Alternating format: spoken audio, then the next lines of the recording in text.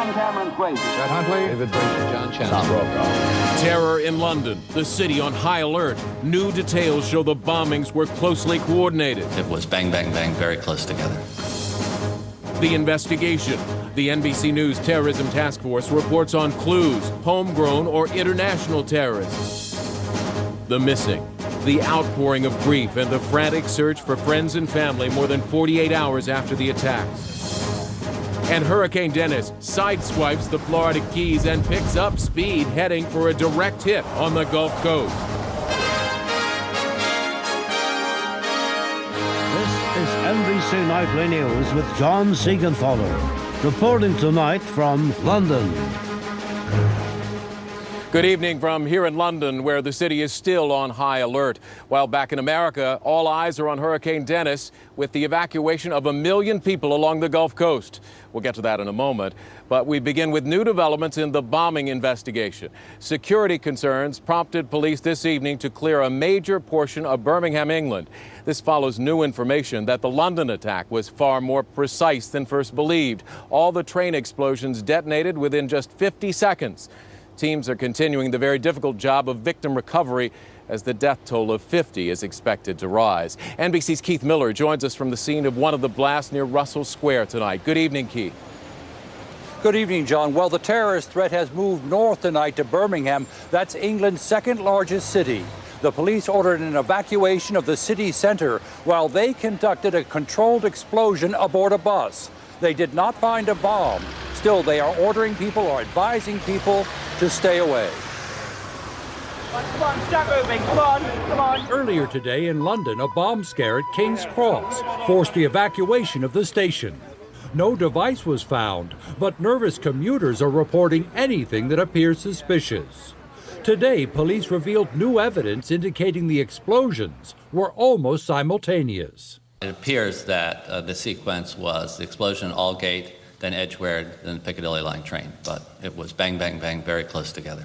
As police forensic teams scour all 4 blast sites for clues, recovery teams are making slow progress in reaching all the victims at King's Cross. It's London's deepest subway line, 120 feet below the street. 25 bodies or more are entombed in the wreckage of a passenger car, jammed in a tunnel barely wider than the train itself. It is extremely hot, extremely hostile environment there. And because of the confined circumstances, the blast and the damage to the train has obviously been considerable. Outside the station, anxious relatives and friends are searching for information about their loved ones. It's just horrendous. It's just the not knowing, the looking on the news yesterday and seeing that they're dragging 13 more bodies out of the bus explosion. At the Police Casualty Bureau, 120,000 calls have been received from people inquiring about the names of the dead or injured. But today, police said the force of the 4 explosions were so destructive, not one body has yet been identified. The mood at the makeshift memorials outside the blast sites seems to reflect that uncertainty, the sorrow, and solidarity. Just show my support for those who suffered, who died, and who are still suffering. And as a Londoner, to go on. That's it. Sorry.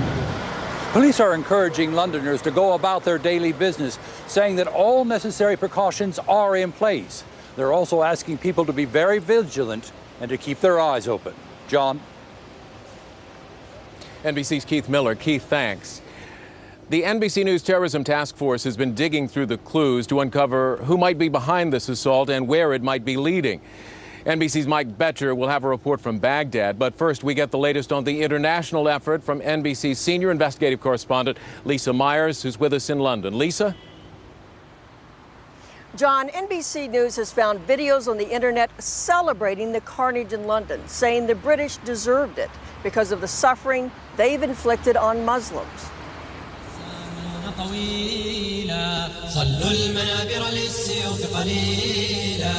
One video juxtaposes the horrors of Thursday's attacks with pictures of dead and maimed Muslim children and what is portrayed as Western aggression against Islam.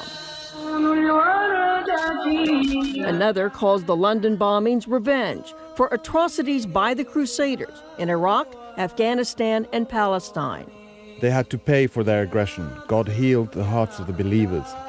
Investigators struggling to find the culprits tell NBC News the fact that 3 bombs went off almost simultaneously does not mean this was the work of experienced al-Qaeda operatives. The devices are about 10 pounds each, the experts tell us. Obviously explosives, but nothing at the moment to say they are extremely sophisticated. British terror analysts say previous bombings in Madrid and Casablanca were more sophisticated operations. A Moroccan-born British militant tied to those 2 bombings, Mohammed al-Garbouzi, surfaced today on Al Jazeera. I am not a fugitive, nor fleeing from the British authorities. The authorities know my address. Intelligence sources say British authorities have sought information on Garbouzi, considered leader of a militant Moroccan cell in Britain and a follower of radical cleric Abu Qatada. U.S. intelligence officials say they were told Qatada recently called on Muslims to kill Jews, kill Christians, specifically in buses. Garbouzi used to pray at this London mosque and rented the flat upstairs for meetings. But mosque leaders say they became suspicious of Garbouzi's activities. Haven't seen him for 8 years, 7 years, since when we kicked him out from here. Why didn't you want him here? Well, because he make a trouble. Tonight, British authorities say they still don't know whether this was pulled off by one man or by a much larger group. In fact, at this point, John, they know very little. NBC's Lisa Myers here in London. Lisa, thank you. As investigators unravel the London bombings, there's concern that this could signal an explosion of al-Qaeda's activities by attacking allies of the U.S. action in Iraq. NBC's Mike Betcher is following that lead in Baghdad. An Egyptian diplomat kidnapped in Baghdad this week is videotaped by his captors, then executed. Within days, there are failed attempts to kidnap diplomats from Bahrain and Pakistan, followed by demands from al-Qaeda in Iraq that all envoys from Islamic nations leave Baghdad. A continent away, a series of bombs ripped through London's transit system. Jihadist websites say it's payback for Britain's role in Iraq. It's clear from bin Laden's statements to Zarqawi that he wants Zarqawi's organization to conduct jihad inside Europe. This man, Abu Musab al-Zarqawi, the leader of al-Qaeda in Iraq, is at the center of their scrutiny. His group already claimed credit for murdering the Egyptian diplomat, and according to U.S. and Arab intelligence sources, has been pushing his associates to launch attacks against European targets. Zarqawi began building a network of cells in Europe more than 5 years ago, long before Osama bin Laden named him leader of al-Qaeda in Iraq and urged him to spread the insurgency outside Iraq's borders. The blueprint for conducting such an offensive was laid out last year in a magazine closely linked to al-Qaeda. Under the headline Targets Inside Cities, the British are listed right behind Americans in a list of priority Christian targets. Egypt received special notice in the next section listing acceptable Muslim targets. Chapter 11 of another insurgent manual recently discovered by U.S. Marines in Iraq clearly lays out al-Qaeda's justification for the use of brutal tactics. If the infidel mutilates the Muslims, it reads, Muslims have the right to mutilate the infidels. Indeed, in both Iraq and London this week, mutilation was everywhere. Mike Betcher, NBC News, Baghdad. We'll have more on the Muslim community in London and the search for the missing coming up a bit later. And tomorrow on Meet the Press, Tim Russert will talk with Homeland Security Secretary Michael Chertoff, as well as Senators Orrin Hatch and Charles Schumer. While so much of the international focus has been on London, there is a breakthrough tonight in the ongoing nuclear dispute between the U.S. and North Korea. NBC's Rosalind Jordan joins us now with the latest from the White House on that. Good evening, Rosalind. Good evening, John. Tonight, North Korea says it will return to nuclear disarmament talks in Beijing at the end of this month.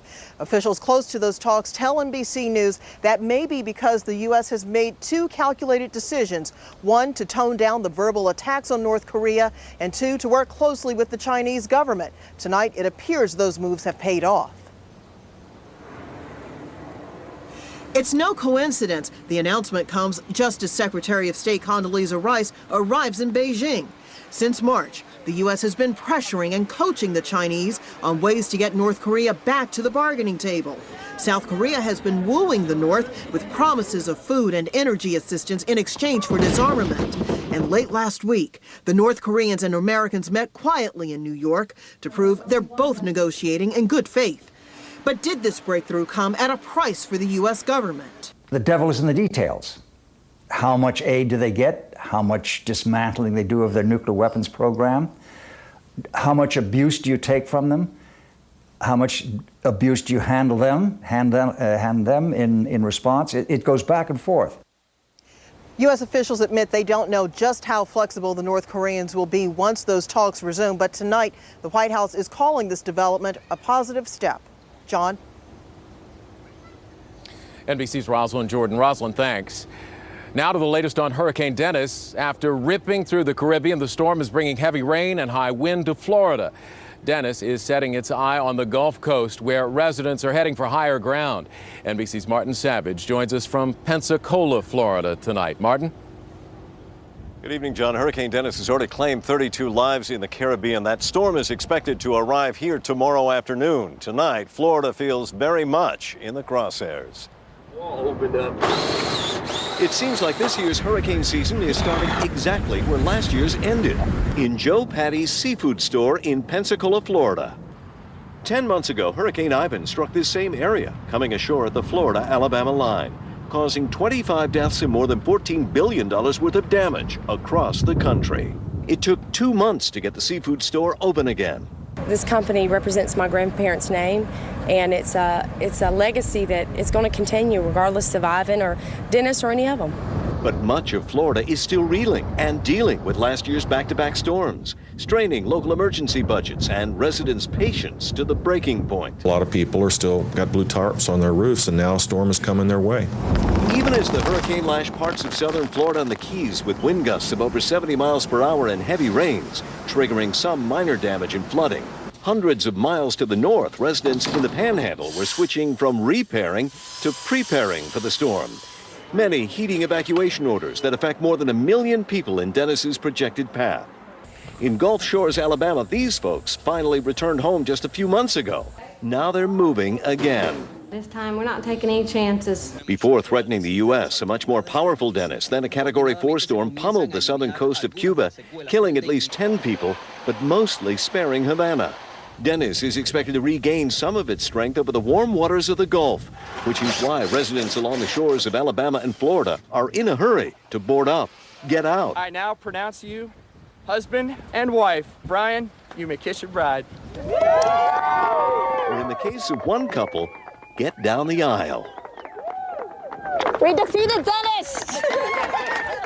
This is the 4th named storm of the season so far, which is why many Floridians feel like this isn't the start of a new hurricane season, merely the continuation of an old one. John? NBC's Martin Savage in Pensacola. Martin, thanks. Just where might Dennis make landfall? We go now to meteorologist Bill Cairns with NBC's new 24-hour weather network, Weather Plus, for the latest. Bill, where is the track taking this storm tonight?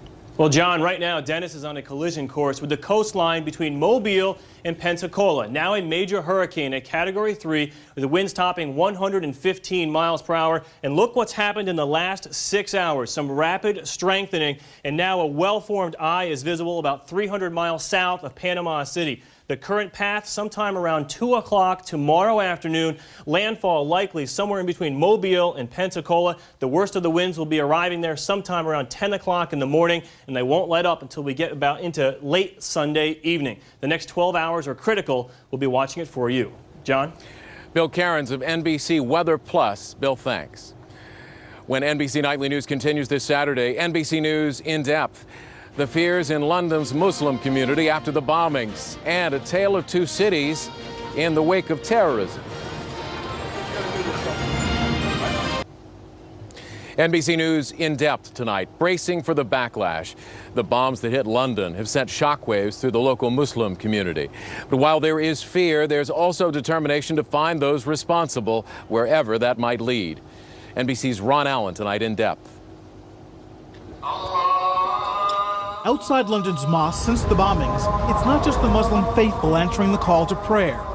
Police stand guard, hoping to prevent trouble. No religion can accept what they have done. Islamic clerics across Britain have condemned the attacks, but as investigators suggest Islamic fanatics are responsible, Muslim communities here brace for a backlash. This time it's going to be even worse, I think, because although September 11 happened, it was in America, and we still got blamed for it here. Jah Khan feels deeper frustration because he escaped a train that was bombed. Already some Muslims say they've been assaulted, insulted, stared at with suspicion. Some mosques have been swamped with hate mail, and several possible arson attack investigations are underway. London does have a substantial radical Muslim element that even recruits volunteers for Iraq and Afghanistan. Activists protest British policy in the Arab world. But some 1 million Muslims live in London, 10% of the population. Many are longtime residents who say they hate those who kill in the name of Islam as much as everyone else. I am a Muslim and I believe in Islam, and Islam is a religion of peace. During this tense time, many Muslim leaders are urging their community to seize the moment and step forward if they have any information that will help police find the bombers. Leaders like Abdullah Falik recognize police must investigate aggressively. We will support that, but it needs to be done in a sensitive way. It shouldn't be done in a way where basically Muslims are unnecessarily targeted. Two of the subway attacks happened in Muslim neighborhoods, like Aldgate Station, where Shahara Akhtar Islam, 20, left home Thursday at 8:30 to catch her train to work. I have no words to say. I just hope she will turn home. The Islams, like all of London, want those responsible for this horror caught, no matter their religion, color, or creed. Ron Allen, NBC News, London. When we return, it's back to the future for NASA as the Space Shuttle Discovery is ready for a flight back to space. Hello. At Cape Canaveral tonight, NASA is keeping a close eye on the weather as it continues preparation for the shuttle's return to space. Officials are hoping it will be all systems go this week for the first flight since the Columbia disaster. NBC's Tom Costello is at the Kennedy Space Center. John, good evening. It looks like Hurricane Dennis will come nowhere near the Kennedy Space Center. And in fact, a short time ago, the crew of Discovery arrived. Their launch, set for Wednesday, it looks like, is very much still on. With the shuttle Discovery on the pad, the first countdown in 2.5 years is set to begin tomorrow evening. It's safer, I believe, than any mission we've flown in the past, and we're at a point in time where we're ready to go. Since the Columbia disaster killed 7 astronauts, the shuttle's been completely overhauled. The external fuel tank also redesigned with heaters added to ensure the insulation doesn't freeze and break off, ripping a hole in the shuttle's wing edge. And sensors added to detect any debris strikes on liftoff.